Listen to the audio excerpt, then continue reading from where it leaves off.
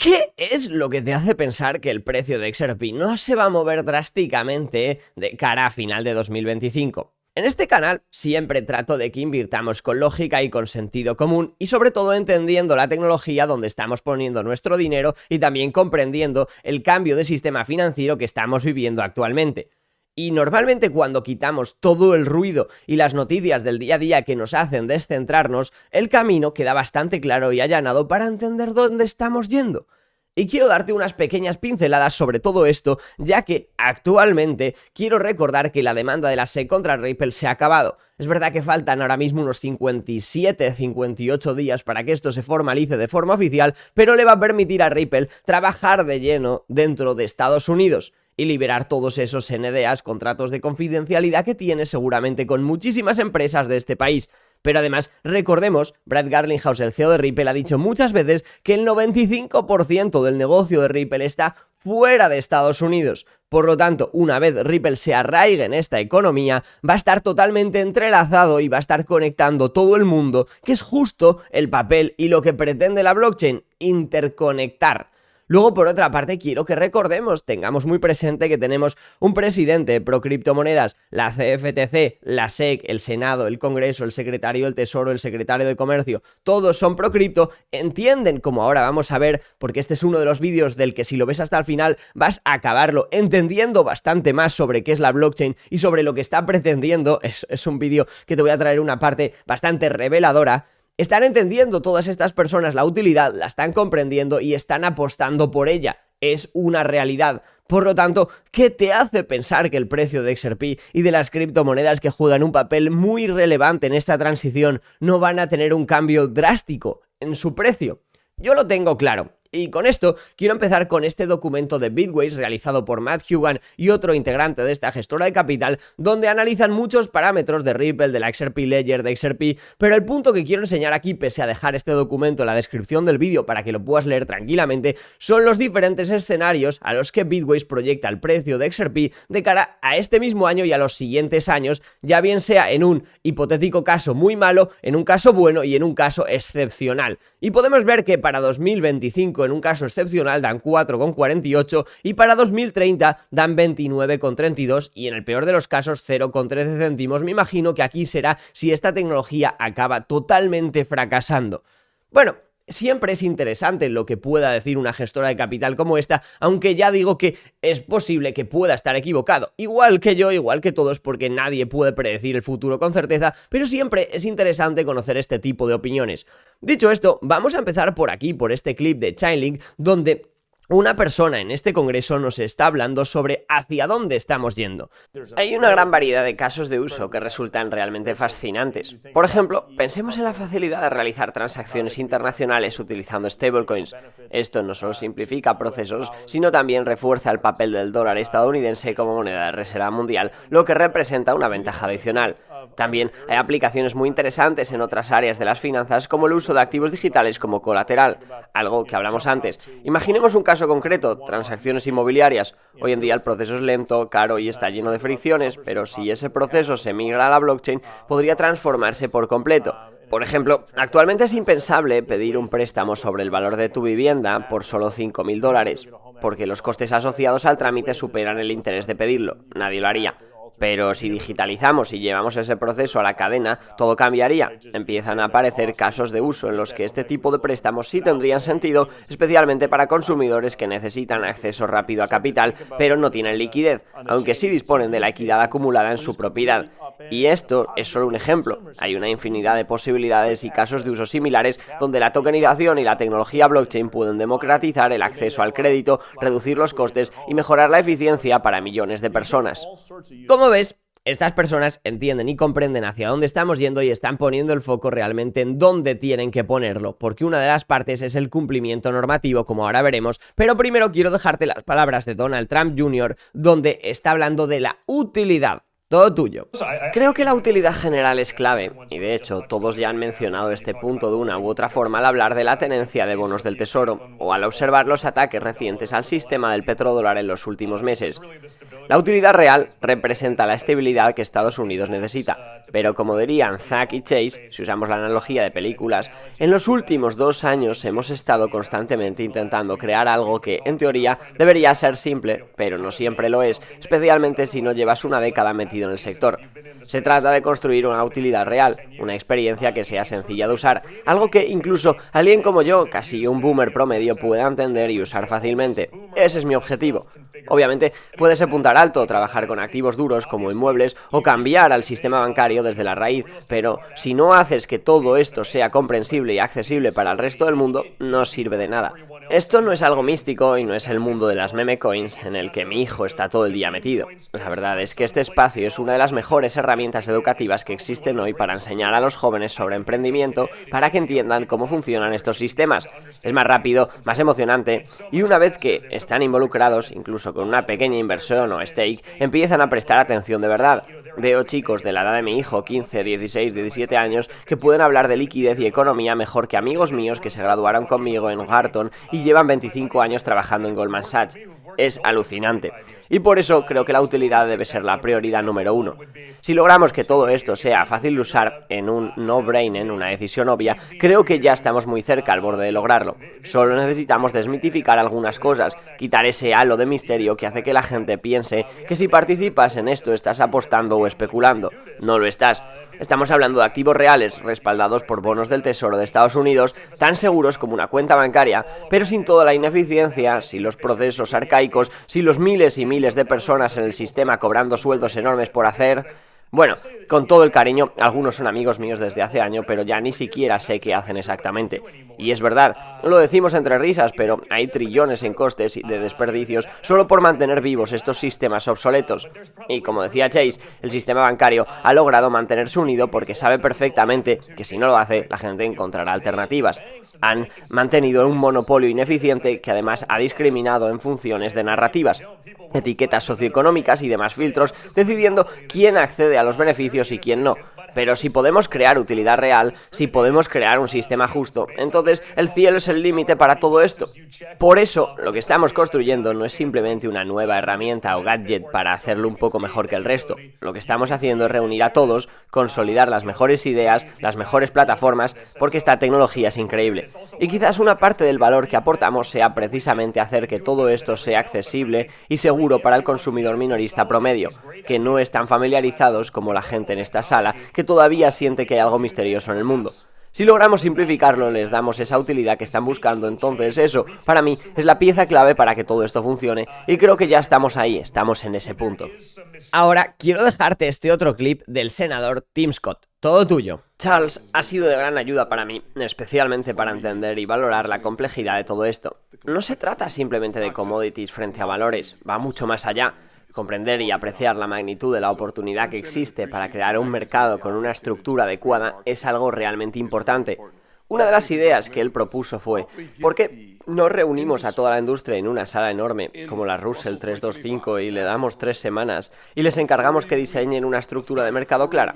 Una estructura de mercado en la que el mundo no se inclina automáticamente hacia la CFTC solo porque están más abiertos, mientras que la SEC permanece cerrada por culpa de Gensler.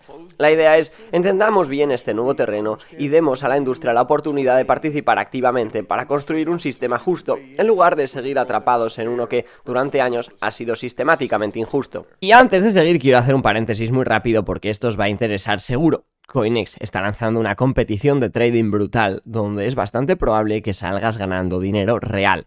Hay $700 retirables en premios. ¿Qué tienes que hacer? Muy sencillo. Te registras en el enlace que te dejo abajo, usas el código que está en la descripción, no hace falta que hagas KYC ni meter datos raros, solo tu email y ya estás dentro. Además, si no sabes utilizarlo, justo abajo del enlace te dejo un tutorial hecho por mí donde te explico usar el exchange en detalle, y a partir de ahí, si haces $50 de volumen acumulado en futuros esta semana, ya estarás en el sorteo de 5 premios aleatorios de $100.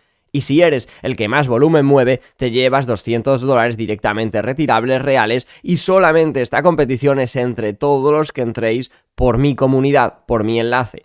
Así que si vas a tradear o tenías pensado hacerlo, hazlo desde aquí, porque es muy probable que te lleves un regalito en USDT. Yo ya estoy dentro. Y ahora llegamos al punto álgido de este vídeo, al punto donde yo quería llegar, y sobre todo enhorabuena por haber llegado hasta aquí, porque de verdad el clip que te voy a dejar a continuación merece la pena verlo, porque es donde vas a ganar un conocimiento muy grande. Y mira que yo llevo años en este sector, llevo estudiando este sector mucho tiempo, pero con este clip yo he aprendido y espero que también podáis aprender todos vosotros sobre dónde nos estamos enfocando ahora mismo. Quiero que sepáis que esta persona es el CEO de Chainlink, Sergey Nazarov.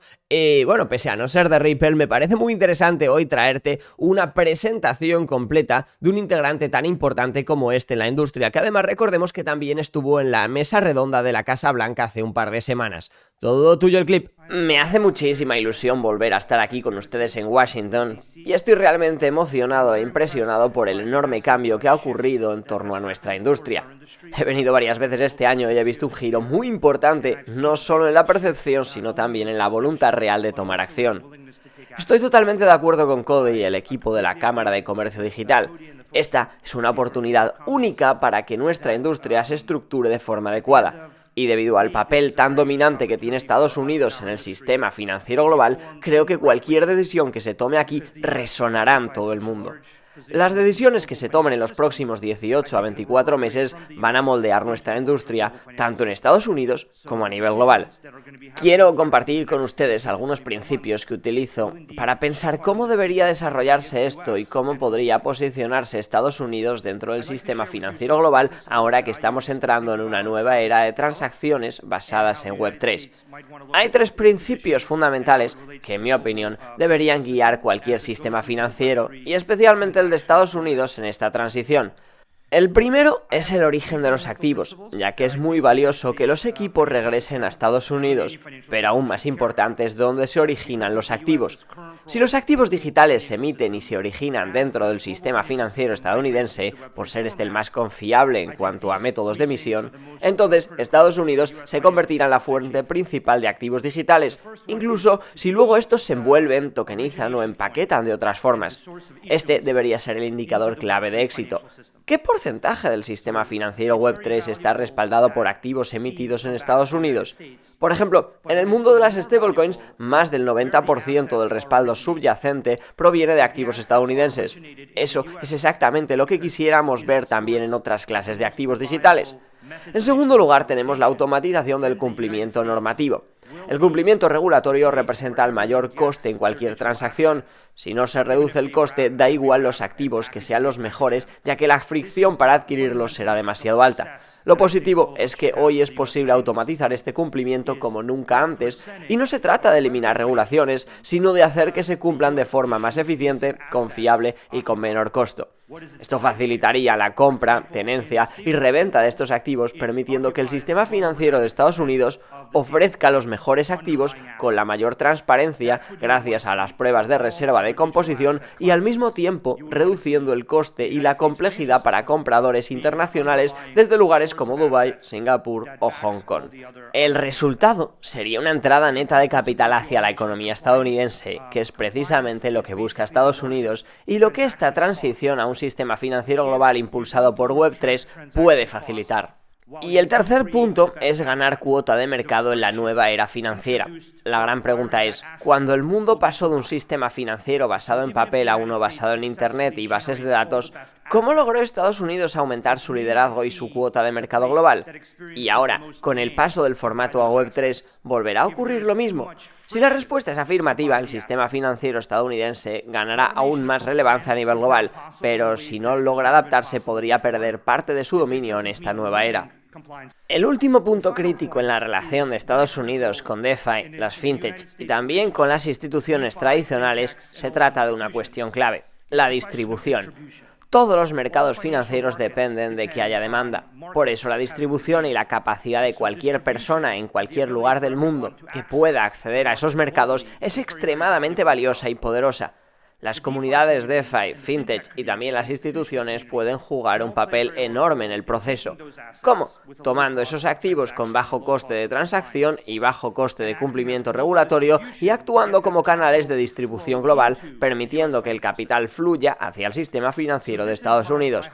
Así que esta es mi visión general sobre cómo debería evolucionar el sistema financiero estadounidense hacia el formato Web3, que ya ha empezado a tomar forma. Y en mi opinión, la importancia de los activos en formato Web3 no va a disminuir, al contrario, solo se va a acelerar. Y el motivo no será político, será económico. El momento en el que las stablecoins se convirtieron en un tema candente aquí en Washington DC fue cuando comenzaron a acumular una gran cantidad significativa de bonos del Tesoro de Estados Unidos en formato Web3, es decir, en forma de stablecoins basadas en contratos inteligentes. Esa tendencia no va a parar. Va a seguir creciendo.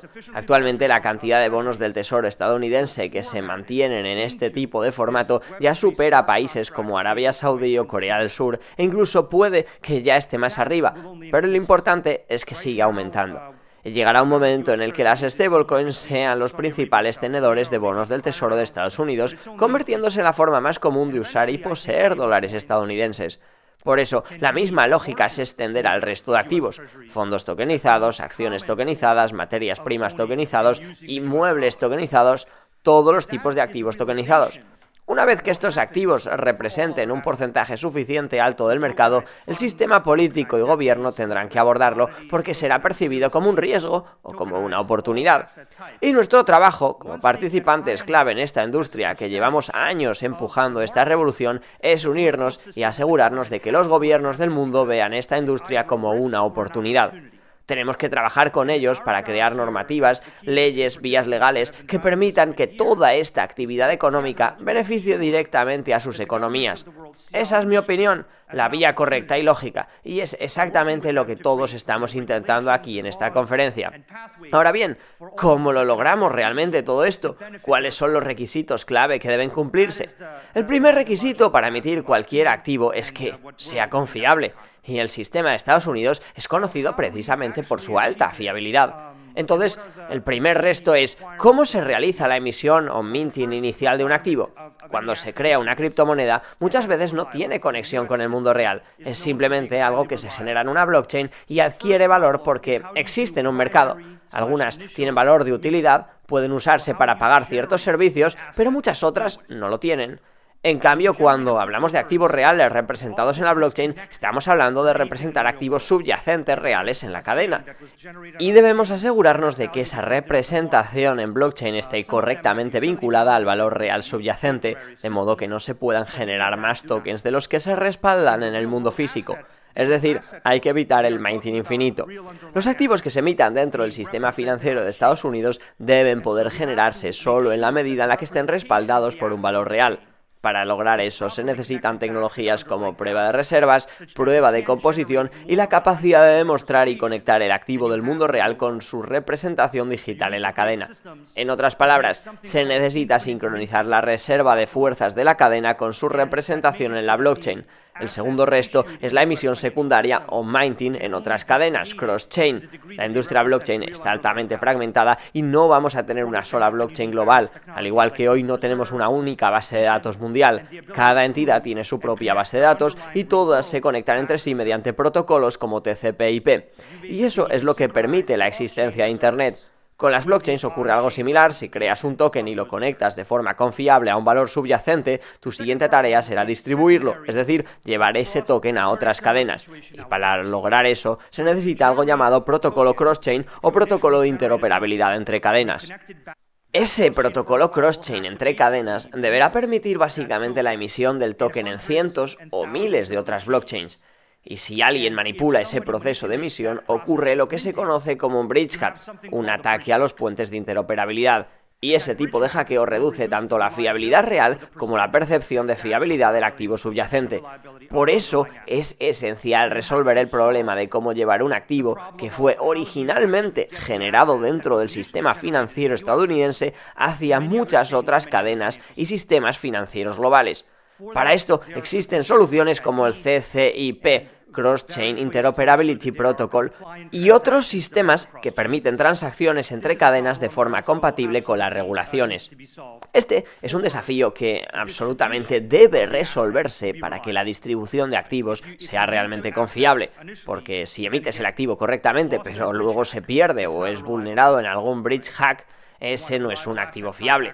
Lo que queremos es un activo confiable, respaldado por valor real y que pueda trasladarse a otras cadenas sin que pueda ser robado. La última dimensión clave, en mi opinión, para crear activos verdaderamente confiables es lo que llamamos un Field Golden Records o registros dorados unificados. Un registro dorado unificado contiene toda la información crítica sobre el activo dentro del propio token. Al incluir todos los datos relevantes dentro del token, este ya no es solo un instrumento de transferencia de propiedad, sino también un canal para transferir información esencial. Y esto es vital porque la mayoría de los problemas en los mercados tienen que ver con la falta de información. Bernie Madoff fue un problema de falta de información, FTX también fue un problema de falta de información y SVB también lo fue. Si podemos colocar la información crítica en la blockchain, entonces podemos evitar casos como los de Bernie Madoff, FTX y muchas otras situaciones similares. Por eso, la tercera dimensión para que un activo sea realmente confiable es que no solo te dé acceso a la propiedad, sino también a los datos críticos del activo. Por ejemplo, si posees un activo vinculado a SVB, deberías poder saber el rendimiento de sus bonos del tesoro, no solo que poseen alguno. Si tienes alguna relación con FTX, su balance debería estar validado en tiempo real, sin posibilidad de que el mercado reciba sorpresas. Esto implica poner información crítica directamente en la blockchain, y ese concepto de Golden Record unificado es, en mi opinión, la siguiente etapa fundamental para gestionar el riesgo y reducirlo en cualquier sistema financiero. De hecho, estamos trabajando activamente aquí en Washington con distintos actores para establecer mejores estándares sobre cómo deben crearse estos activos en el sistema financiero de Estados Unidos, de modo que puedan probar cosas críticas y convertirse así en activos claramente superiores frente al resto. Y esto no es solo una idea nuestra.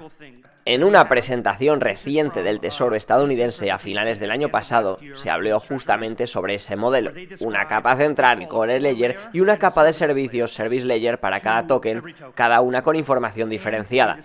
Así que ahora estamos en un punto en el que si de verdad queremos que nuestra industria evolucione, pasando de criptomonedas desconectadas del mundo real a un ecosistema donde todos los activos reales estén representados como tokens confiables, y si queremos que esos tokens se generen dentro del sistema financiero de Estados Unidos y que Estados Unidos sea el líder mundial tanto en emisión como en demanda de estos activos, entonces tenemos que construir estos tokens de una manera totalmente nueva, una forma que resuelvan dos problemas fundamentales, el problema de la propiedad y el problema de la transferencia de datos. Ambos son iguales de importantes. Y para este mundo de activos digitales, reales y compatibles con las regulaciones, uno de los componentes clave en la capa de servicios de un token es precisamente el cumplimiento normativo. Ese es el ámbito en el que debemos colaborar con los gobiernos. Tenemos que encontrar la forma más eficiente, económica y superior de cumplir con las exigencias legales de los gobiernos y de la sociedad, pero a un coste muchísimo más bajo que el sistema tradicional. El escenario ideal al que podríamos llegar en unos años sería que puedas comprar una acción tokenizada o una acción tradicional y que la tokenizada tenga mejor liquidez, mayor acceso global al capital y además te ofrezca información crítica de forma directa sin necesidad de pagar por costosas y complejas suscripciones de datos. Y que esa acción tokenizada pueda ser comprada, mantenida y revendida por ti con un cumplimiento normativo de bajo coste. En esencia, lo que todos queremos, si de verdad deseamos que esta industria tenga éxito, es que los activos tokenizados y el ecosistema DeFi sean objetivamente superiores al sistema tradicional. Y creo que eso es totalmente posible, pero necesitamos colaborar con los gobiernos y con el sistema legal para lograrlo. Estamos viviendo un momento único en la historia en el que esto por fin es posible. Así que creo que debemos aprovecharlo al máximo. El momento es ahora y realmente podemos hacerlo realidad y estoy muy entusiasmado por ello. Así que muchas gracias y les deseo una gran conferencia. Bueno, hasta aquí espero que el vídeo te esté gustando y que este clip, igual que a mí, te haya hecho aprender. Ahora bien, si tienes dudas, Por favor, igual que el otro día, házmela saber en los comentarios para que si veo que hay muchas dudas muy concretas de ciertos aspectos, yo las pueda hacer con pizarrita, igual que el otro día las pueda resolver en el vídeo de mañana o pasado mañana. Y dicho esto, vamos a cambiar de tema hacia Bitcoin, ya que también se habla de él, y aquí me parece muy interesante el punto que está trayendo este congresista, porque nos está hablando sobre los formatos de cómo el gobierno de Estados Unidos puede adquirir Bitcoin sin comprar Bitcoin. Todo tuyo. La nueva ley de Bitcoin establece la creación de una reserva estratégica de Bitcoin, una iniciativa federal destinada a garantizar que Estados Unidos ocupe una posición relevante dentro de la red financiera descentralizada más importante del mundo. Con un enfoque en la responsabilidad fiscal y la innovación, esta legislación propone un plan para adquirir progresivamente hasta 1 millón de Bitcoins, aproximadamente el 5% del suministro total al final a lo largo de 5 años. Es importante destacar que esto se llevará a cabo sin aumentar los impuestos ni incrementar la deuda del gobierno. La ley de Bitcoin ha sido diseñada para ser neutral desde el punto de vista presupuestario y se financiará mediante las remesas de Reserva Federal, que superan los 76.000 millones de dólares en 2023, la revalorización de los certificados de oro, la movilización de capital adicional sin necesidad de nuevo gasto y las actualizaciones en el Fondo de Estabilización Cambiaria. Estos mecanismos permiten construir una reserva estratégica sin cargar al contribuyente y además podrían contribuir a compensar la deuda nacional a largo plazo.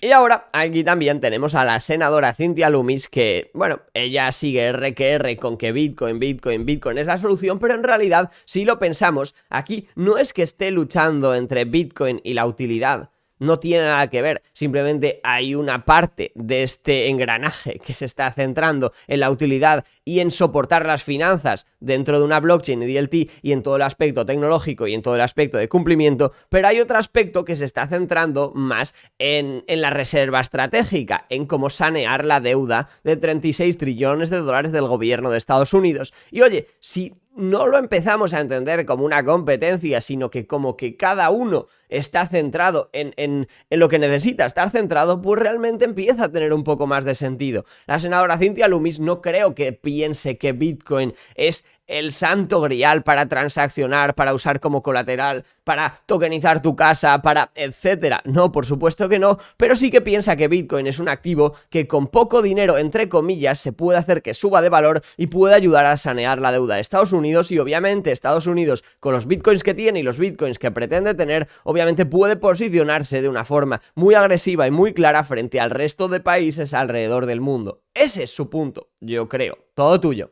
Bitcoin es fácil de almacenar, es inmutable, es escaso y podemos protegerlo en bóvedas individuales seguras y mantenerlo durante 20 años y según los mejores modelos disponibles podríamos reducir nuestra deuda nacional a la mitad. En lo personal, aunque cueste creerlo, comencé como funcionaria electa a los 24 años y en 1979 y desde entonces siempre he buscado formas para que el gobierno logre equilibrar sus presupuestos. En Wyoming siempre hemos podido hacerlo porque contamos con riqueza mineral y cuando exploramos esos recursos los convertimos en dinero en efectivo y colocamos una asignación de activos totalmente diversificada que sigue generando ingresos para el estado de Wyoming. Así que lo que está bajo tierra se convirtió en algo de valor duradero a largo plazo. Cuando fui al Tesoro Estatal, siempre buscaba tener una combinación, algunos activos que generaran ingresos y otros que sirvieran como reserva de valor, tal como ocurría cuando los minerales todavía estaban bajo la tierra. En aquella época Bitcoin aún no existía, pero hoy Bitcoin cumple perfectamente ese papel. Ahora formo parte de una rama del gobierno federal que arrastra la deuda de 36 trillones de dólares y la verdad es que me siento avergonzada. Y por último tenemos aquí al senador Bernie Moreno, el cual quería traerte este clip especialmente porque esta es una persona que le ganó a otro senador que ahora mismo justo no recuerdo el nombre, antes de grabar sí que lo tenía en la cabeza, que era muy anticripto y gracias a todas las donaciones que dieron determinadas empresas de criptomonedas a este tipo de senadores y a este tipo de políticos, pues pudo postularse en el cargo y estar ahí. Y aquí nos está hablando sobre lo que se espera con las regulaciones, ya que se espera que antes de este mismo agosto ya esté todo estructurado y muy claro. Todo tuyo. Lo más importante y valioso aquí es que si la gente llega a comprender, en términos generales, que todo esto es realmente positivo para el futuro del dominio financiero de Estados Unidos a nivel mundial, entonces podremos alcanzar un consenso, y creo que ya estamos cerca de lograrlo. Esta industria, y en particular la Cámara de Comercio Digital, de la que fui miembro hace 11 años, cuando éramos solo un grupo pequeño y casi desconocido, hoy en día se ha convertido en una fuerza con peso real en Washington. Eso también hay que celebrarlo. Hemos avanzado muchísimo en muy poco tiempo, así que son tiempos muy emocionantes. Y ahora lanzo el desafío. Vamos a sacarlo adelante antes del receso de agosto. ¿Qué opinan? ¿Lo conseguiremos? Estructura de mercado, Geniusac, SBR, todo aprobado antes del receso de agosto. ¿Sí o no? ¿Qué opináis? Y así que nada, con el precio de Bitcoin en los $87.000, de XRP en los 2,37, bastante aburrido, no está haciendo nada y puede ser que nos siga tocando unos días o semanas aburridos antes de que los precios acaben reaccionando, nos despedimos. Me gustaría también conocer en los comentarios qué crees tú que va a ocurrir con los precios de cara a los siguientes días o semanas. ¿Seguiremos lateralizando en este canal lateral que, por ejemplo, XRP está haciendo entre los $2 y los $2,50 o $3, podríamos decir? ¿O por el contrario tendremos algún movimiento totalmente inesperado? Oye, ¿te ha gustado el vídeo? ¿Te aporta valor? ¿Te ha entretenido? Un buen like se agradece. Y si es la primera vez que estás en el canal y te interesa todo lo relacionado con Ripple, XRP, su demanda, temas legales de criptomonedas, temas regulatorios y todo lo relacionado con las criptomonedas de utilidad, lo dicho de memoria, este es tu canal. Muchísimas gracias por tu tiempo y nos vemos mañana en el siguiente vídeo. ¡Adiós!